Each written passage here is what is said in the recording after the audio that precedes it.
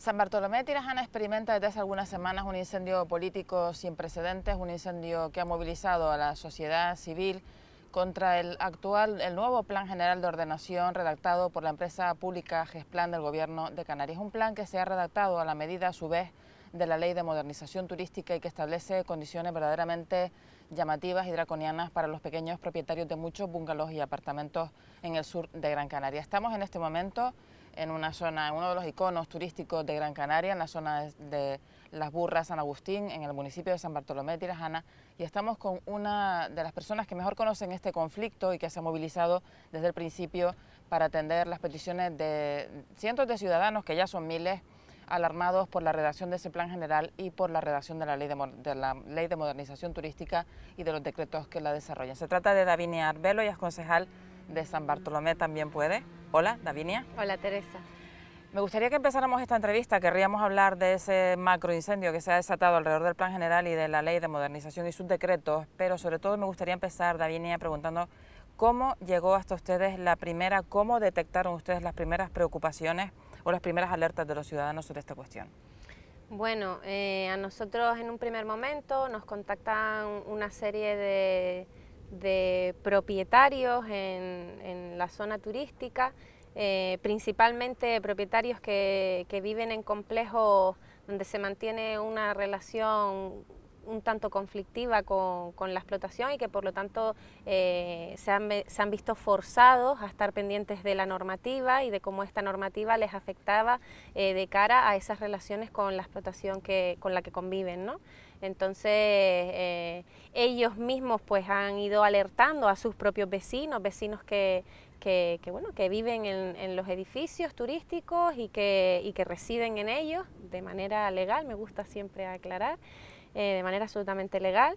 Y bueno, en ese momento cuando nos contactan, ya nos habían contactado por otro lado propietarios del famoso y tan últimamente nombrado complejo Los Salmones, y coincidieron en ese momento, coincidían que por un lado venían unos, por el otro lado venían otros, y rápidamente identificamos que eran parte del mismo problema.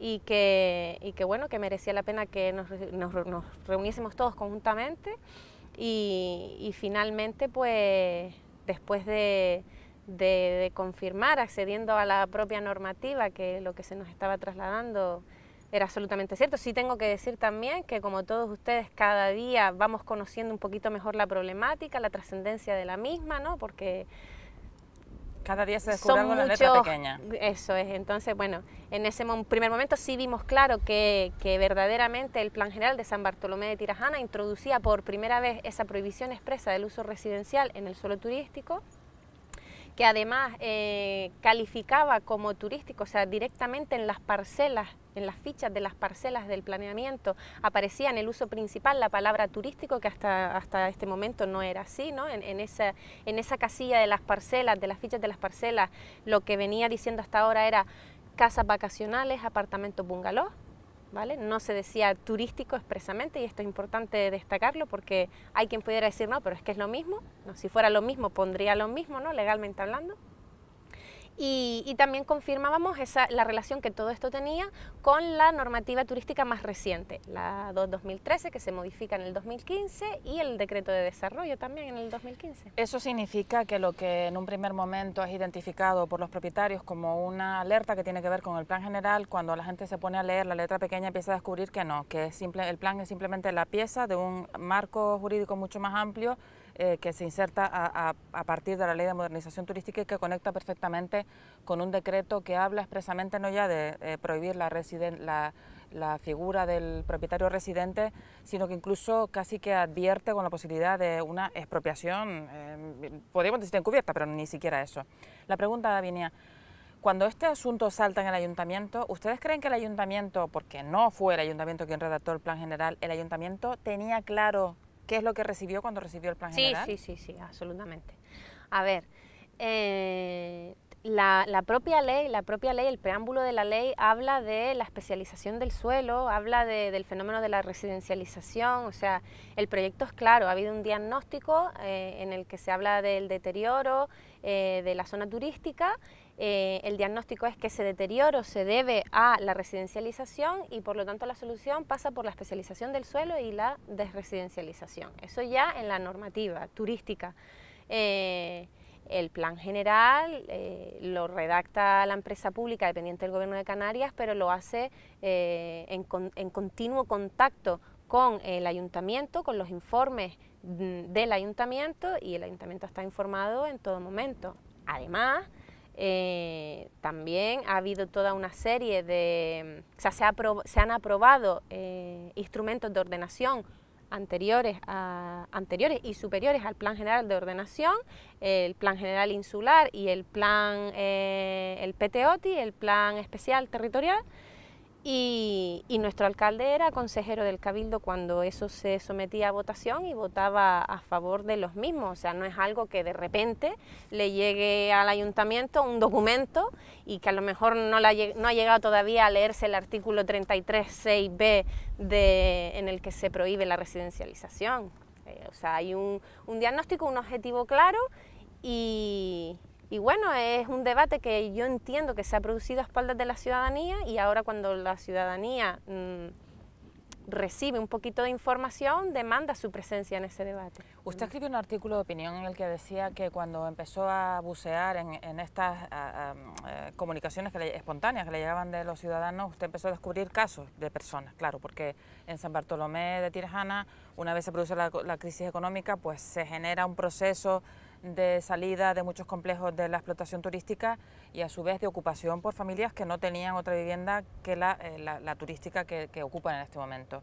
Me gustaría que nos describiera cómo es el tejido social que usted ha detectado al analizar eso. Pues efectivamente hay de todo, hay tantos casos diferentes, ¿no? A mí me dijo alguien de la oposición de este municipio que bueno, que la plataforma no iba a llegar a nada y que la organización de los afectados era muy difícil porque pues, la casuística era tan grande y los afectados son tan heterogéneos, ¿no? Los casos son tan heterogéneos que probablemente no iba a llegar a nada. Y yo le dije, bueno,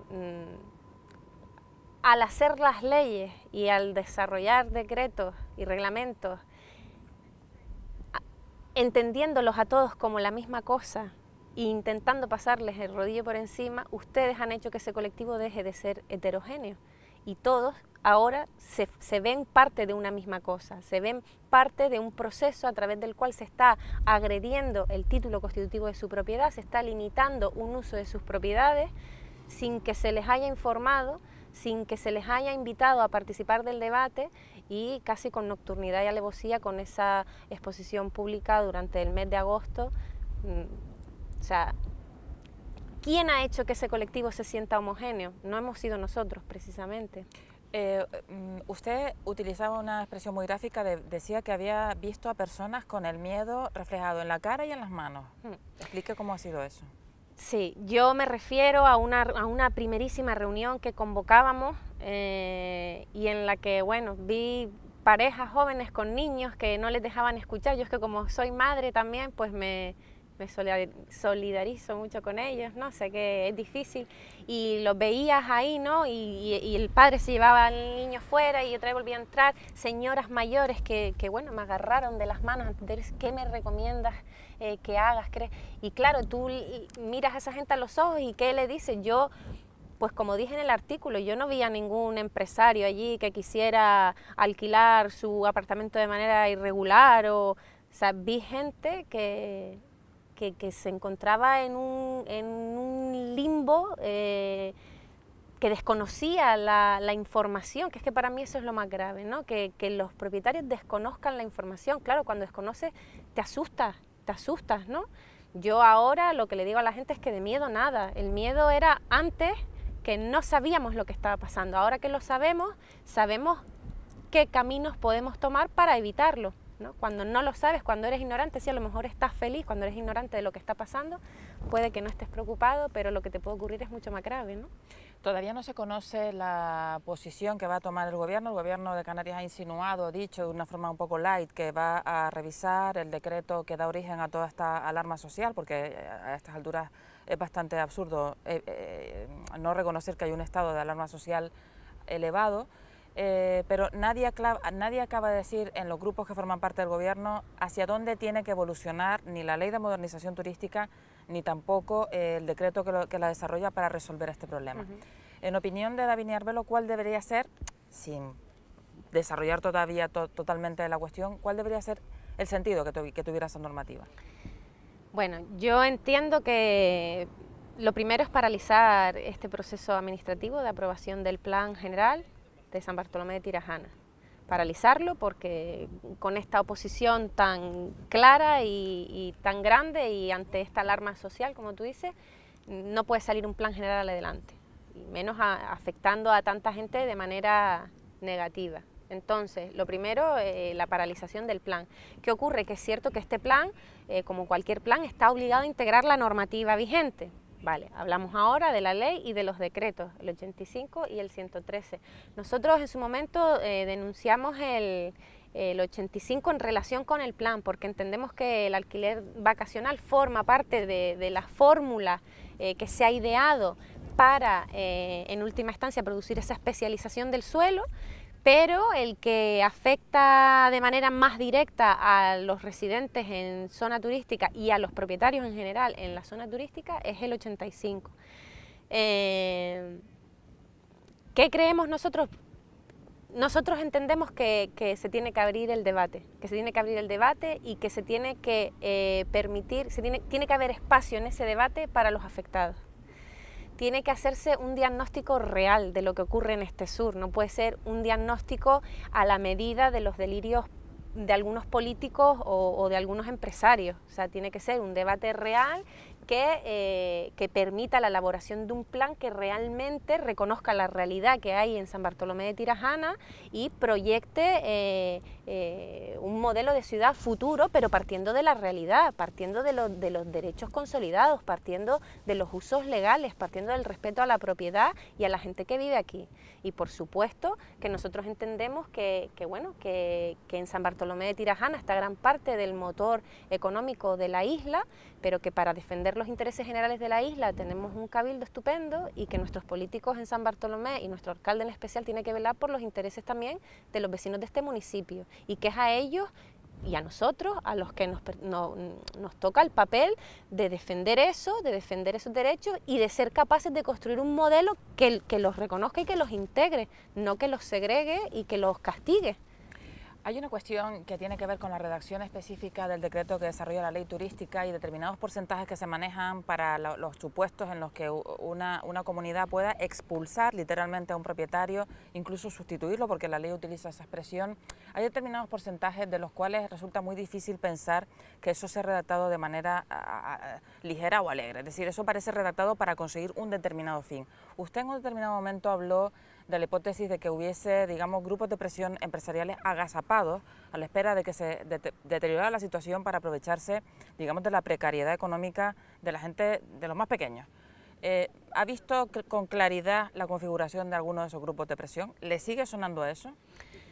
Yo, o sea, más que reconocer a quienes expresamente están agazapados para asaltar, lo que sí veo es que nuestras administraciones están poniendo al servicio de quien así guste la propiedad de miles de personas de manera prácticamente gratuita, y avalado además esa práctica de acceder a eso, avalado con incentivos desde la administración. O sea, es carnaza, es una normativa que se configura para dar respaldo al final a aquellas empresas que se decidan a invertir en la modernización, que yo entiendo que pueda ser muy deseada, pero que bueno, al final es eso, una normativa, porque a mí me preguntaban, pero esto ¿cómo puede ser? ¿No? ¿Cómo puede ser que esto se estuviese pretendiendo hacer? Pero es que se están agrediendo derechos constitucionales, es que, ¿no? La gente dice, no, es que esto, por eso mucha gente no termina de creérselo, ¿no? Porque parece tan exagerado todo, ¿no?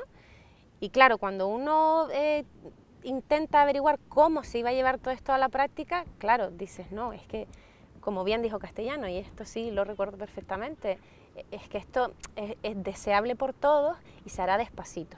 Sí. No sé si fue despacito la palabra que usó, pero que no iba a ser de repente.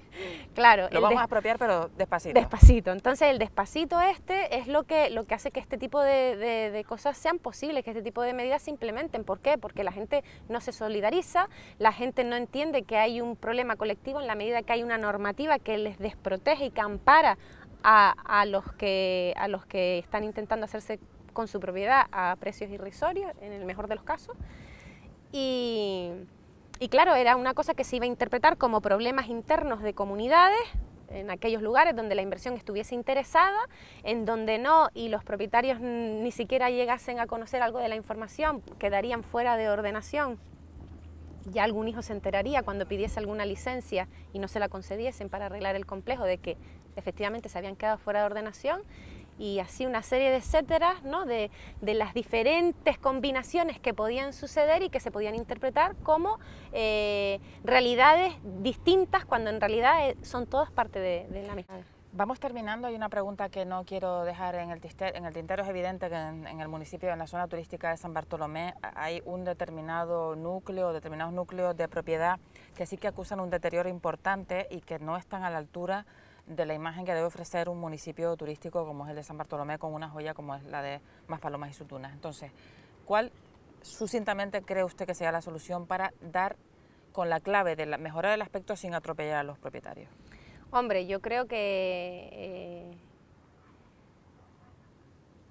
en lo que se refiere al deterioro de las piezas turísticas consolidadas, especialmente, que es en las que se ha puesto el foco, en la responsabilidad del deterioro, creo que ha participado mucha gente, y no solo en viviendas concretas, porque sus propietarios, por cualquier motivo, no hayan tenido la posibilidad de arreglarlas y mantenerlas como a todo el mundo nos gustaría, sino también de las zonas públicas, de la seguridad ciudadana. Estamos hablando de un deterioro que no es unilateral, que no viene dado solamente por la dejación de los propietarios, y que tiene que, o sea, que para poder dar soluciones reales hay que analizar la realidad desde todas sus perspectivas, ¿no? Porque si no, lo que hacemos es focalizar en un cabeza de turco que al final se lleva todo el peso de la problemática, cuando no es cierto que sea el único, ni que no esté relacionado con el resto de cuestiones, ¿no? Oiga, ¿y la siguen tratando como una incendiaria en el ayuntamiento? El alcalde más o menos venía a decir que usted era prácticamente la que llevaba la antorcha de la alarma social incendiando San Bartolomé. Sí, no, sí, hasta ayer mismo creo que hacía él unas declaraciones diciendo que bueno, que todo esto era pues una fuerza política que se maneja muy bien en las redes, nombró a Podemos. Yo no sé Podemos hasta qué punto tiene algo que ver con esto. Yo sé que a nosotros nos contactan porque San Bartolomé también tiene 2 concejales en la corporación local, nos dan una información, y que lo que ha alarmado a la gente es que después de conocer esa información se han ido a la normativa y han leído lo que nosotros le hemos dicho y no han leído lo que el alcalde dice. Entonces creo que eso es lo que ha alarmado a los vecinos, no nosotros. Veremos, todavía queda mucho recorrido, no solamente del plan general y de su tramitación, sino también de los decretos que el Gobierno de Canarias no le ha quedado más remedio que decir que finalmente los modificará o los revisará. Davinia Arbelo, concejal de San Bartolomé, también puede en San Bartolomé Tirajana. Gracias por atendernos. A ti, gracias.